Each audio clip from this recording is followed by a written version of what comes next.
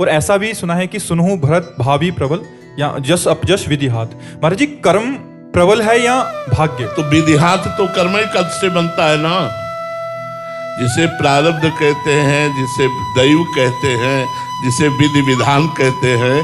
तो विधि विधान कैसे बनता है? पूर्व के कर्मों से ही तो हमारा भाग्य बनता है। अब हम नए कर्म कर रहे हैं, उनको क्रियमाण कहते हैं। जो पूर्व संचित कर्म है, उनसे जो कुछ निकाल करके शरीर की रचना में, उसे ही तो दैव कहते हैं, उसे ही तो प्रारब्ध कहते हैं। अलग कहाँ है? उसे ही तो प्रारब्ध कहते हैं। समझो ना, प्रारब्ध कर्म जो दैव कर्म है, जो भाग्य कर्म है, जो परिणाम में आया है कि अब इस जन्म में ये होगा, इस आयु में होगा, वो हमारे पूर्व कर्मों का परिणाम ही तो है। तो जैसे हमने कर्म किए वैसा ही परिणाम हमें भोगने को मिल रहा है। अलग से क्या है? दैव प्रारब्ध कोई अलग चीज थोड़ी नहीं है। वो प्रारब्ध जो बना वो हमारे शुभ संचित कर्म से निकाल करके जो मानव शरीर की रचना हुई, उसी से प्रारब्ध बना, उसी को प्रारब्ध कहते हैं। अनुजय धैर्य